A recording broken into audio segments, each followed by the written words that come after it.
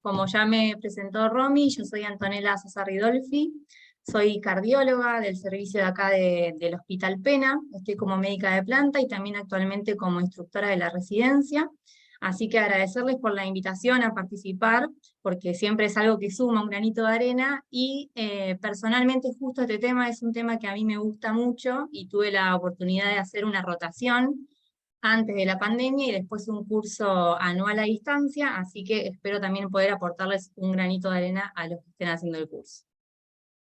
En este caso, mencionando lo que son las imágenes cardíacas, vamos a hablar de lo que es la tomografía y la angiotomografía y las utilidades que tiene en la cardiología. Bueno, a modo de introducción quería destacar que la verdad es que las imágenes cardíacas en los últimos años vienen creciendo a pasos agigantados, o sea, en los últimos 20 años se han desarrollado mucho, ya sea por nuevos, nueva aparatología o desarrollo en el software, ya sea para la adquisición de la imagen y el postprocesado del posterior, lo que nos da una mejor calidad de imágenes para poder hacer diagnóstico en toda patología cardíaca que nosotros tengamos, ya sea de algo morfológico, de algo funcional o incluso, como vamos a ver después, en lo que es la cardiopatía isquémica. Y una de las cosas a destacar es que son estudios que no se consideran invasivos, ¿sí? Bueno, tenemos la resonancia, la tomografía y la cámara gamma, que bueno, la resonancia la vamos a dejar para la segunda charla que la va a dar Cintia, la cámara gamma no la vamos a mencionar, y en este caso vamos a hablar de lo que es la tomografía.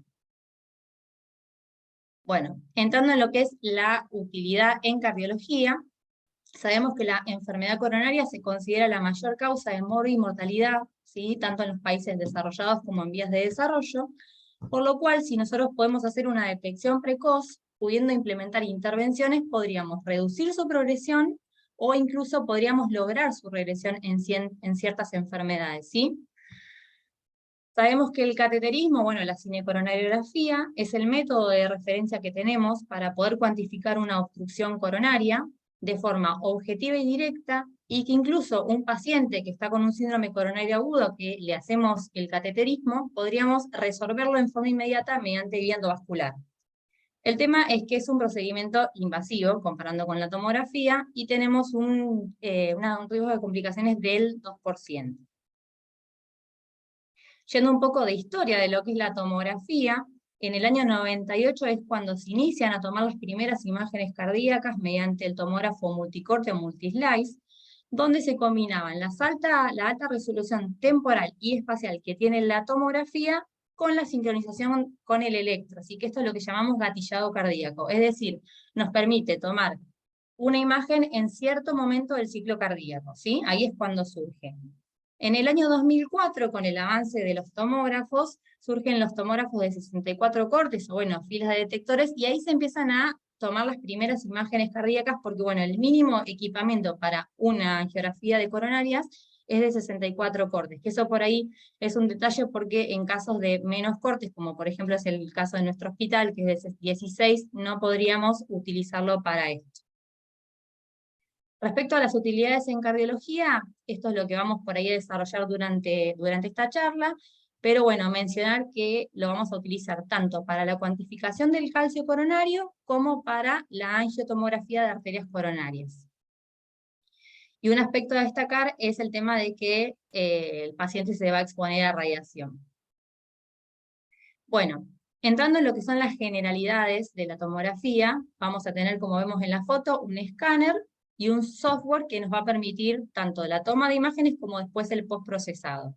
Como les mencionaba recién, el mínimo para una angiotac, ya sea para un score de calcio o el ataque de coronarias, son 64 cortes, y más o menos se necesitan 12 segundos para tomar una imagen cardíaca y poder analizarla, ¿sí? El momento más específico y mejor para tomar la imagen se considera que es la mesodiástole, porque es el momento en que las arterias coronarias se están perfundiendo y se encuentran menos desplazadas. Entonces tenemos menos riesgo de tener quizás alguna alternancia o alguna imagen que no nos permita una calidad buena, ¿sí? Así que bueno, de aquí surgen los cortes y las tomas de imágenes, que tenemos por un lado lo que es retrospectivo y lo que es prospectivo. Lo que es retrospectivo nos mide un ciclo entero, ¿sí? Como tenemos abajo la imagen del electrocardiograma, sería el ejemplo A, ¿sí? Durante todo el ciclo cardíaco de varios latidos se irradia al paciente, ¿sí? Entonces, por un lado, lo bueno que tiene es que esto nos permite medir función ventricular, podríamos sacar incluso la fracción de eyección del corazón, como lo podemos hacer con el ecocardiograma, pero el tema es que, obviamente, está expuesto el paciente a mayor radiación. Entonces, con el avance de la tecnología, surge el estudio prospectivo, es decir, que se va a medir desde donde nosotros larguemos la medición y inyectemos el contraste hacia adelante y podemos medir específicamente una parte del ciclo cardíaco que, como mencionábamos recién, el momento exacto es la mesodiástole, entonces no se irradiaría tanto al paciente. Por ahí la contra que tiene este tipo de análisis es que no nos permitiría medir una función ventricular, por ejemplo, ¿sí? Pero en el caso del ejemplo del electro, lo podríamos ver en el ejemplo B o en el ejemplo C. Y en la actualidad incluso hay tomógrafos de 256 a 320 cortes, que no están disponibles tan fácilmente, pero podríamos medir y sacar una imagen cardíaca en pocos segundos.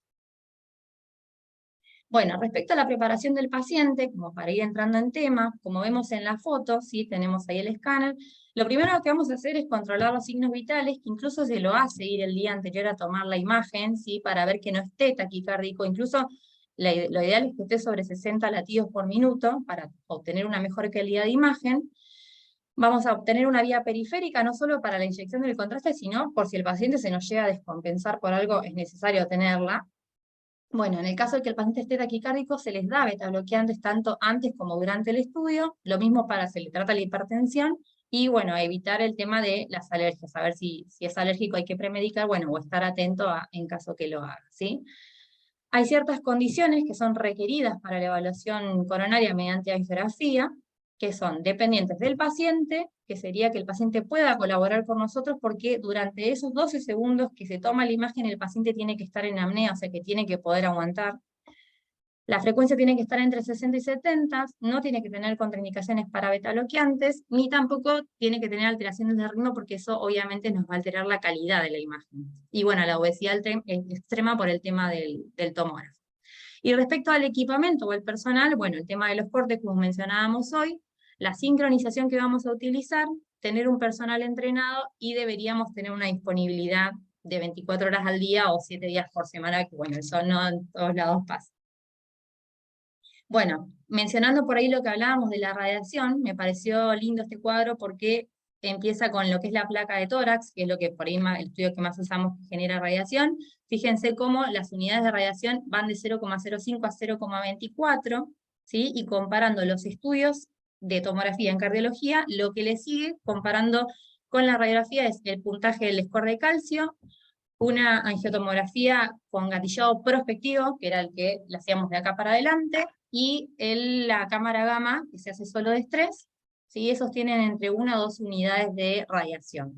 Después ya, un poquito más, lo genera la tomografía retrospectiva con modulación del tubo, una CCG solo diagnóstica que no se tome conducta, y la cámara gamma, y las de mayor radiación son los estudios de tomografía retrospectivos, que no hay modulación del tubo, una CCG que incluso se haga después una angioplastia, por ejemplo, una intervención, y bueno, una cámara gamma, un estudio de perfusión con talio de reposo estrés. Bien, respecto a las utilidades en cardiología, ¿sí? Mencionando por ahí un poquito de cada estudio, después vamos a ver la aplicación, pero bueno, para que desarrollar un poco de las características de cada estudio, sabemos que el score de calcio, o sea, sabemos que existe una relación entre la calcificación coronaria, la enfermedad coronaria y el riesgo de eventos que pueda llegar. Surge la importancia de estudiar, ¿sí? El score que puedan tener las arterias coronarias, ¿sí? Y esto lo que utiliza es un puntaje de Agatston equivalente, así se le llama, donde después de tomar una imagen, como podemos ver acá abajo, ¿sí? Se ve una imagen de corte axial, donde podemos ver el corazón y las arterias coronarias, y lo que hace es combinar el área de la placa, que es lo que vamos a ver teñido de color rojo o rosa, ¿sí? y eso lo clasifica según la densidad, ¿sí? Que son unidades Hounsfield, de la lesión que hay en cada arteria, ya sea una coronaria derecha, una descendente anterior, o una circunfleja, o cualquier rama que querramos y podamos observar en la tomografía, ¿sí? Bueno, el algoritmo de cuantificación lo que hace es, una vez que analizamos la imagen, reconoce todas aquellas placas de calcio que tengan un área mayor a 1 milímetro y una densidad mayor a 130 unidades Hounsfield. Las que son menores a eso no las va a detectar. ¿Y cómo lo calcula? Bueno, según la densidad que tiene esa placa, se le asigna un valor predeterminado. Y el producto entre el área de la placa y el valor este que nos dio, nos va a dar un puntaje parcial de cada lesión, cuya sumatoria total nos va a dar el score de calcio total del paciente de todas las arterias coronarias. Según el resultado lo podemos clasificar, bueno, en caso de que sea 0 es nulo, mínimo es de 1 a 10, leve es de 11 a 100, moderado de 101 a 400 y grave ya sería mayor a 400. El beneficio que tiene este estudio es que no requiere contraste y que las dosis de radiación son muy bajas. Pasando ya a lo que es la angiografía de coronarias, ¿sí? Bueno, en este caso sí utilizamos el contraste endovenoso, por eso necesitamos un acceso venoso periférico, y es muy importante saber la función previa que tiene el paciente, la función renal previa que tiene el paciente por el tema de la nefrotoxicidad. Así que en general, cuando uno va a mandar un paciente a hacerse un angiotac, se solicita que tenga un laboratorio ya sea o de los días previos o de los meses previos que descarte que tengan función renal alterada. Bueno, respecto a la toma de imágenes, se va a hacer con el tomógrafo multislice durante 20 segundos, por lo que se le va a pedir al paciente que haga una apnea inspiratoria, y mediante el gatillado cardíaco se va a elegir el modelo retrospectivo o prospectivo para la toma de imágenes, según lo que querramos analizar. Y bueno, sabemos que a mayor movimiento del paciente por falta de colaboración o menor corte del tomógrafo, va a haber menor nitidez de la imagen, ¿sí? Así que, bueno, el objetivo para la toma de imágenes, a recalcar y a repetir, 60 latidos por minuto o menos, y que el paciente pueda colaborar con la apnea. Hay ciertas contraindicaciones absolutas y relativas para la angiotomografía. Las absolutas tenemos las reacciones adversas al contraste, ¿sí? Que no pueda realizarse, y la ausencia de ritmo sinusal. Si pacientes que están en fibrilación auricular o aleteo y que incluso se encuentran muy rápido y eso dificulte la toma y el procesado de las imágenes, no es una contraindicación absoluta del estudio. Y como contraindicación relativa sería alergia a otros medicamentos, insuficiencia renal con una creatinina sérica mayor a 1,5, insuficiencia cardíaca congestiva y otras enfermedades como lo son el mieloma múltiple, el feocromocitoma y el hipertiroidismo.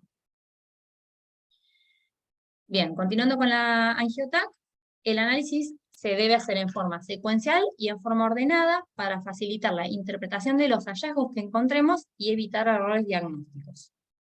¿Qué vamos a analizar cuando vemos una angiotac de coronaria? Primero vamos a ver toda estenosis que haya, ¿sí? El grado de estenosis que hay.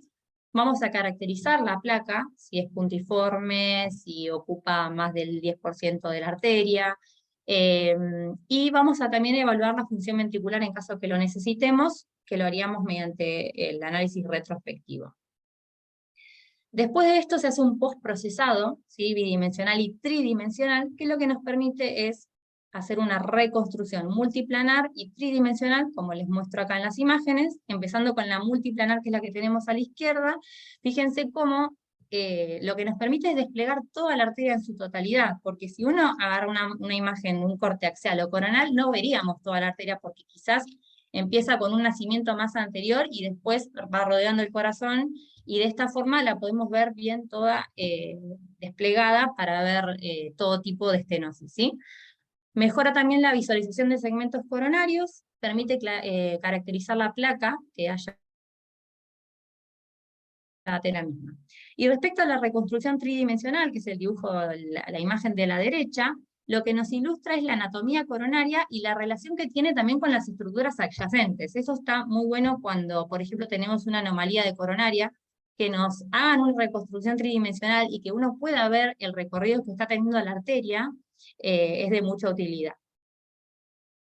Acá, bueno, no, quería poner un video, pero no pude, así que les puse una imagen de cómo uno hace un análisis, ¿sí? Arriba a la izquierda podemos ver, por ejemplo, toda la arteria desplegada, ¿sí? Abajo de esa imagen tenemos los cortes que se ven puntiformes, es corte por corte de la arteria hacia donde estamos estudiándola para ver si hay estenosis o no. Arriba a la derecha tenemos el corte que se llama, o la imagen que se llama volumen rendering, que es lo que hablábamos recién de la parte tridimensional, y abajo tenemos el score de calcio. Bien. Respecto a las características de las lesiones que vemos, como mencionábamos recién, nos permite no solo ver la estenosis, sino clasificarla y definir cómo es una placa, por lo cual se hizo un estudio, que es el estudio ROMICA 2, ¿sí? Que lo que nos demostró es que no solo ver la estenosis de una placa nos puede definir si el paciente va a tener un síndrome coronario agudo, sino que hay otras características que incluso el paciente no tiene una estenosis moderada, podría decirse, igualmente fueron patrones de riesgo para presentar posteriormente un síndrome coronario agudo. Por ejemplo, en la primera imagen que vemos arriba es la típica estenosis mayor a un 50%, que probablemente nos va a dar un síndrome coronario agudo, pero ya cuando vamos a la segunda imagen, fíjense que la luz está más amplia, así no está tan estenosado, quizás el porcentaje no es mayor al 50%, pero el que haya un remodelado positivo y un crecimiento de la placa hacia afuera aumentó la probabilidad de síndromes coronarios agudos a lo largo del tiempo. Lo mismo para imágenes que tenían baja densidad, ¿sí? Como es la tercera, y la cuarta, que sería el signo de el anillo de servilleta, ¿sí? Que sería bien, se ve la imagen redondeada de lo que es la arteria y la placa, ¿sí? Sobre un extremo de la luz. Por último, el score, o sea, los calcios puntiformes no se correlacionaron tanto con posibles síndromes coronarios agudos. Bueno, acá en la imagen que vemos bien cómo está delimitado el lumen y por debajo la placa. Y uno haciendo una relación y una medición podría ver el porcentaje que tiene de estenosis. Entonces acá podemos clasificar, según el grado de estenosis que hay, si, bueno, en el 0% obviamente sería no visible una estenosis, al 100% que estaría ocluida. Bien, otros hallazgos